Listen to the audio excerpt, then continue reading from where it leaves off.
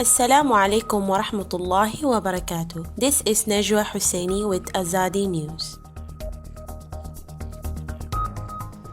Burmese military shelling continue in Rathedaung. European Commission releases €31 million for Rohingya crisis. US urges Burma to create conditions for dignified, sustainable Rohingya return.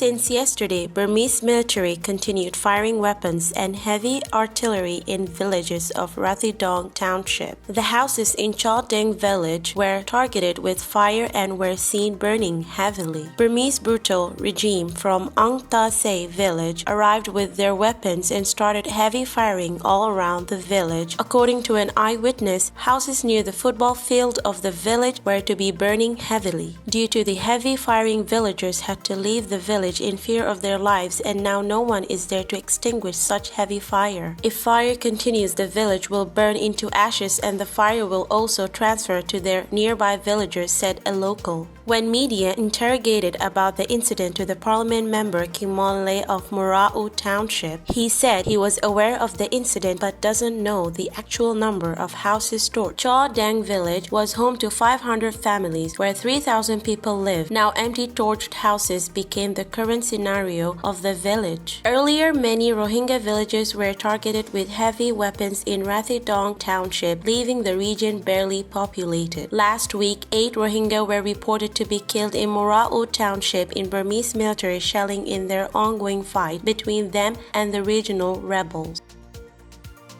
The European Commission released on Wednesday €31 million in humanitarian aid to address the Rohingya crisis in Bangladesh and Burma. We are committed to supporting both refugees and host communities in Cox's Bazar as well as to the vulnerable Rohingya in Myanmar, said Janice Lenarcic, EU Commissioner for Crisis Management. The aid, he added, will ensure that those most in need continue to receive life-saving assistance while being protected from the effects of flood and other hazards. Lenarcic said in a statement that it was important to maintain the support and not forget the people who remain dependent on humanitarian aid to survive. Out of the funding announced, the Commissioner said €18.5 million will help vulnerable groups among refugees in Bangladesh with their healthcare, food assistance, and education in emergencies, while €3.5 million will go to build the local community's capacity to prepare for and manage natural disasters. Some €6.5 million will be spent in Burma on helping communities in Arakan, Kachin, and Shan states by providing healthcare, nutrition, education, and shelter, whereas €2.5 million will boost the local preparedness system in case of conflict or natural disasters.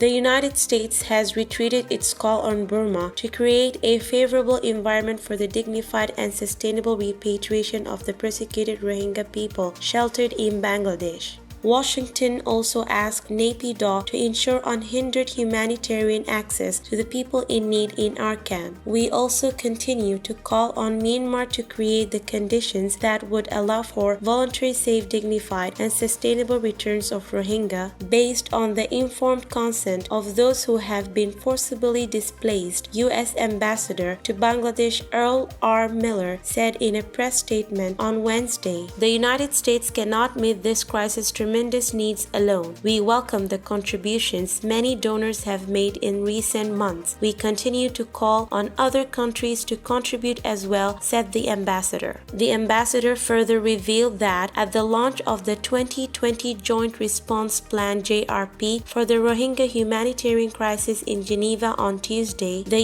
U.S. had announced more than $59 million in additional humanitarian assistance for both the Rohingya people and the host communities in Bangladesh, as well as the internally displaced Rohingyas and members of other affected communities in Burma.